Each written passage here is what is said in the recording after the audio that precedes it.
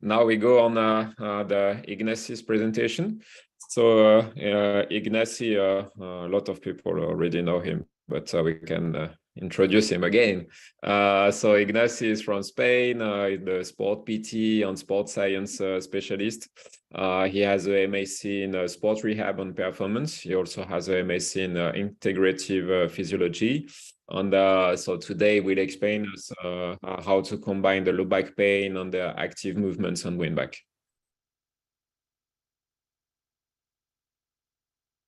So, because my connection is not very good, I don't know, Fred, if you can put the video we have. Do you know what I mean? Which one? No. This. No, not this one. I see. I mean, yeah. What I sent you this morning. That's not my computer. No, I don't have. No, sorry, I don't have it because it's not my computer. I was late. Oh, yeah, I understand what you mean. Do you want to try to launch it? Okay, if you can, better, because I think that at the moment that I put the videos and everything, it's gonna block because my connection, it's a little bit like this. If not, I can start with the presentation and we'll see. Sure.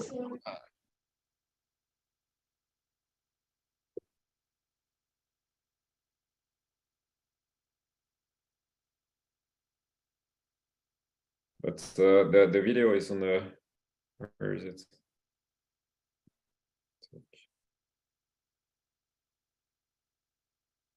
I don't have your videos. It's on the low back presentation? Yeah. No, that's the only presentation that you sent me.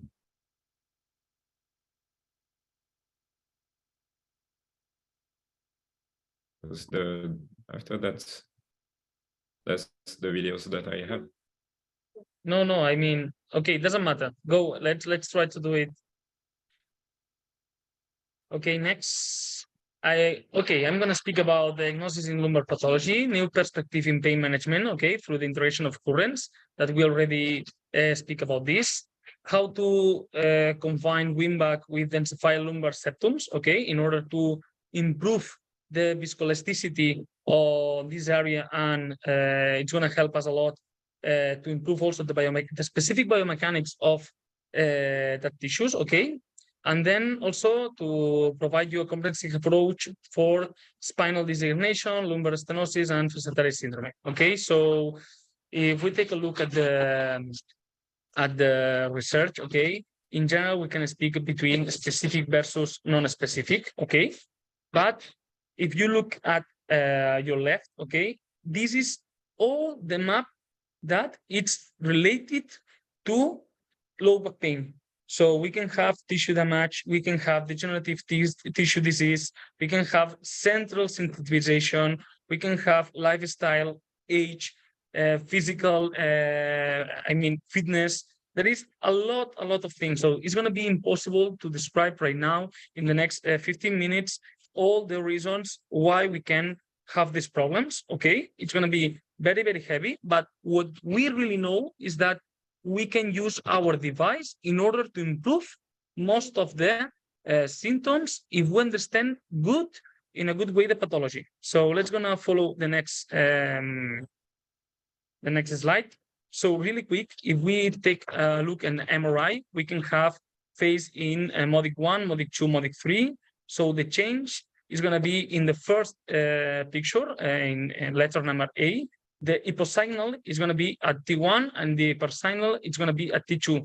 So here we can see the microfactors, edemas, and the vascularized fibrogranular tissue. Okay, in modic 2, it's going to work in the hypersignal 1 and hypersignal 2, and also with fatty infiltration, okay, or related to fatty infiltration.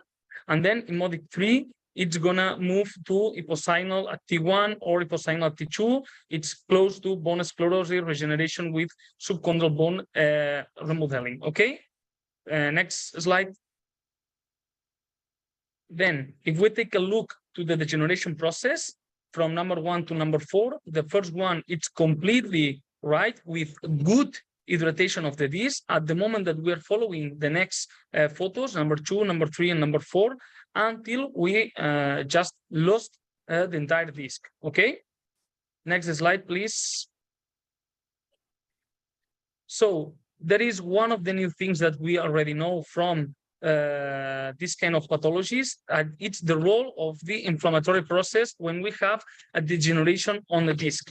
So when we are facing an acute inflammation, okay, also in a hernia, okay, we have an acute inflammation process. So we need to avoid, in that case, RET, okay, the resistive, in this acute process, close or straight to the lumbar area. Okay, so in that case, we will go always with CT at low temperature with a deep set in order to try to have these biological properties coming from the TECAR very deep in the tissue. Okay, so this is one of the most important things, and this is going to be related also, thanks Fred, to the etiology of these degenerations problems. So as you can see in this dysfunctional disc, okay, we also can have also inflammation. We can have a bacterial infection.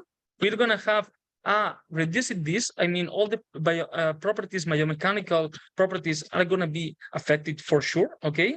And then also we can have this autoinflammatory etiology. Okay.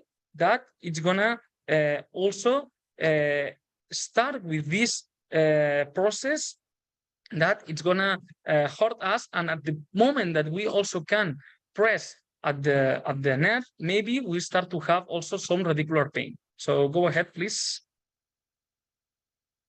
So here's some images from MRIs. If you can see L5 to S1 in the left side in this foot, and then we can also see in the other one how is the image. So it's only to understand, because sometimes when we have this kind of pathologies, we need to avoid all the exercise going to the flexion, okay? And at that moment, okay, it doesn't matter that we have this spot like this, that all the movements going to the extension, and most of the times it's going to be good. At the same time that we can, all the exercise that we can do to decompress, and all the things that we can integrate with our manual therapy in order to restore the biomechanical properties of this area.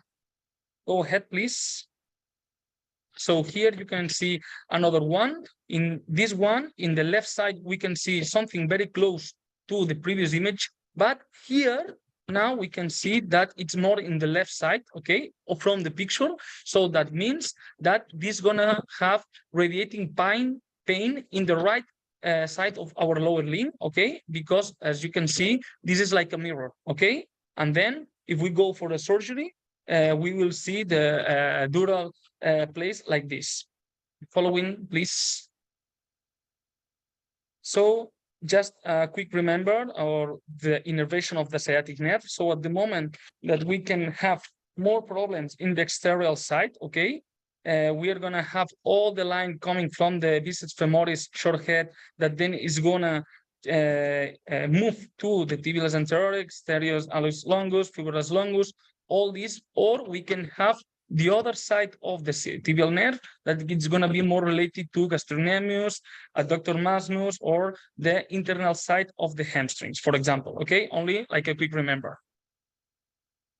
Then what can we do if we want to release some tensions on fascia septum? Because the thoracolumbar fascia, next slide, please. The thoracolumbar fascia, as you can see in this right image, it's super heavy. I mean, we need more than 900 kilopascals in order to make changes in that tissue. But what we can do is to improve the viscoelasticity between different layers. And this is going to help us a lot in order to restore the correct function in that area. And sometimes treating these problems from the anterior part, we can affect positively to the other side. And also we need to have in mind always the kinetics change, okay, that you can see here in the blue marks, that is going to affect to the compression to that area.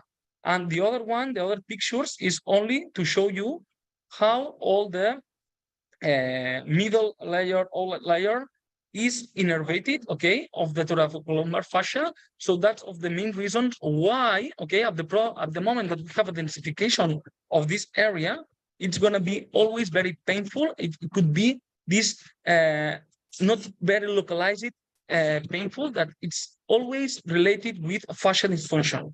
So can you follow the next slide and press the play? So this is a really good video coming from Jill Kidley. He's an anatomist from the States that he has a series of videos. It's called Integral Series of Anatomy. So you can see whole bodies that he's gonna go layer by layer, coming from the skin until the deep fascia. And here you can see the thoracolumbar fascia, that it's super heavy. But when we are speaking about hydrated fascia, okay, the properties of the tissue, it changes a lot if we compare it with what we can see in some books, that is the hydrated fascia, and this tissue doesn't have the properties or the enough properties in order to be well understood. This tissue. Following, please. Next one. So this is very important, okay, because we know that at different layers, coming from the skin to the superficial fascia to the deep fascia, we have this acid called hyaluronic acid. At the moment that we're stimulating the tissue at the correct thermal effect, we can decrease the molarity, the weight molarity of this acid, okay? Then it's gonna lose weight and it's gonna be more easy to infiltrate between the different layers. And then if we apply this with the correct movement and with the correct manual therapy, okay, then we can increase the sliding between different layers of our tissue, from the skin until the deep fascia that is going to cover the muscles. And this is one of the most important things that we need to understand in order to change the biomechanical properties of that tissues, and at the same time to understand that we are not able to make changes in the deep fascia, but we can improve this movement with all the tissues that are around this deep fascia tissue. Okay, next one. So if we go to this microscopic anatomy of the visceral fascia, okay, we know now that we can have some problems close to the organs. For example, if we have a chronic inflammation in the liver, okay, for example, then all the tissue that it's covering this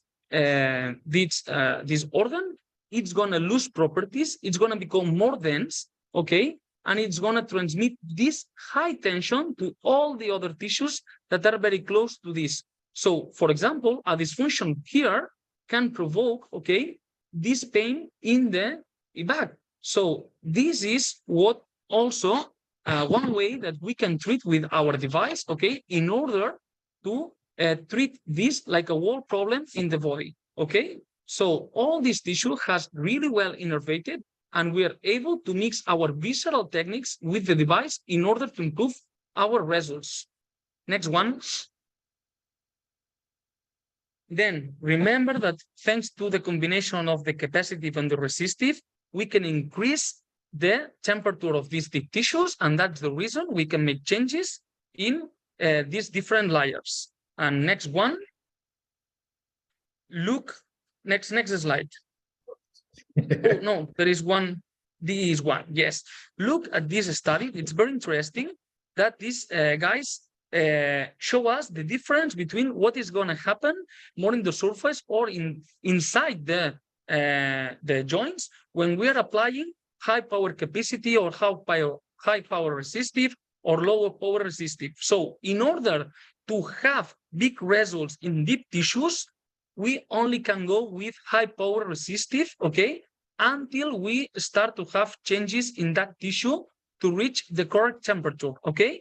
It doesn't matter that we can find a lot of energy in the surface, that 3, 4, 5 centimeters deep, the changes is not going to be enough in order to have this weight of molarity, okay, and on the acid hyaluronic, and this is gonna help us to improve these biomechanical properties. If not, we are in a deep. Okay, I don't want to say this word. we are in a bad situation. Next slide, please. So let's gonna speak about the therapeutic approach. Next one. So let's gonna think about now clinical reasoning. We have low back pain. It doesn't matter right now if it's one or another pathology, but if it's with an inflammatory process, we always need to go with the CT and avoid RIT at least at moderate to high intensities. Okay, if it's not inflammatory, we can go more aggressive, and then studying how is the different tissues of our patient and understanding the functional mobility of our patient. Let's gonna try to determine which objectives we can do with our device. I mean, we can go against pain, compression, biomechanical alteration, this mobility deficit, this dysfunction of the fascia, this neural involvement, if we have, for example, a treatment of that in the stenosis, and this put in the context of an hernia, facetary pain, or a stenosis. If we have a heart stenosis, it doesn't matter what we're going to do. That is going to be very difficult to solve the problem. But if we have an hernia, in the following 2 months, we are able to make a lot of changes to work on the inflammation, to work on the different symptoms, okay, and improve the body of our patient to make this correct evolution. Okay, next slide. So if there is an inflammatory focus, yes, then use CT, or if you have the back 3, the normal one, you can use swap, avoiding to go with the RIT close to the big problems. If you don't have this, you can use from the beginning CIT plus RIT. If we have a myofascial syndrome, okay, you can use the CT at high intensity, okay, and also make the combination for trigger points with the RIT, with the bracelets, or also with dry needling. If you have a fascial dysfunction, we can go with high intensity CT, and also then for the RIT, we can mix it with our fascial accessory, or we go with our hands to deep septums with traction and mixing with the bracelets, because then we will concentrate all the energy in that spot. If we have more radicular pain, always we can go with the CLT in the lumbar area if we don't have this inflammatory focus, okay?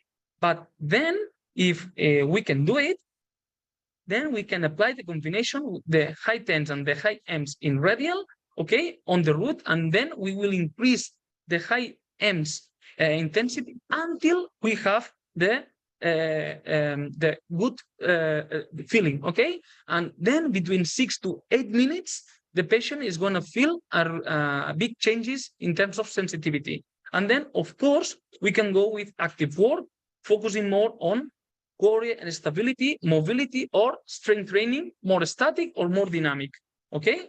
And then next, gonna show some following.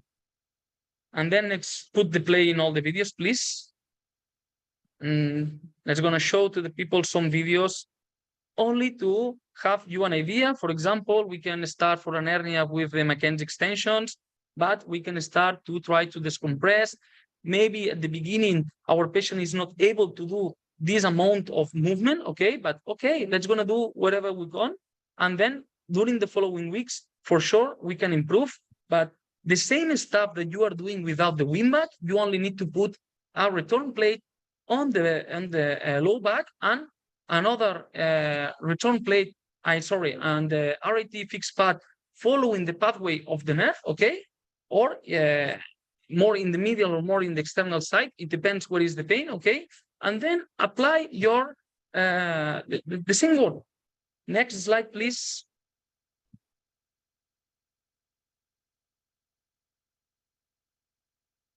Here you can see some more exercises, a little bit more difficult, improving the movement, like some specific rotations, some exercise like the cat and the cow, okay? Or here, for example, some analytical exercise for the gluteus, but with a really good motor control on the lumbar spine, okay? And you can start for something very, very easy. And at the moment that your patient can execute the exercise with good motor control, then you can make the evolution for the next step. And next slide.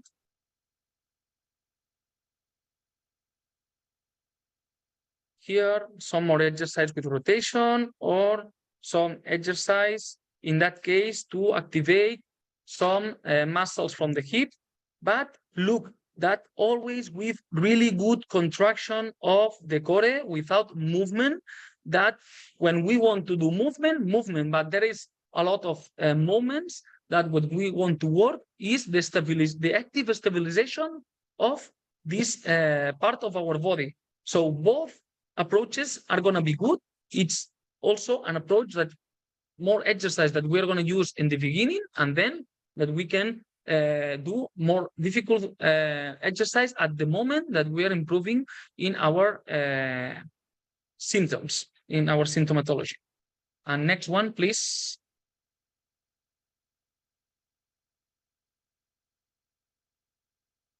Here, some movements, okay, with a good stability, but opening the hip, opening the back, or in that case, the last one, okay, the execution of this lunge with the push, okay, with also with the correct stabilization of our back.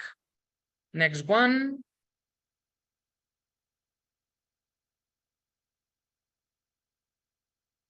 Some anti-rotatory exercises, okay, or another one's more focused on the hip, okay, or for example, the other one that it's also going to be anti-rotatory exercise.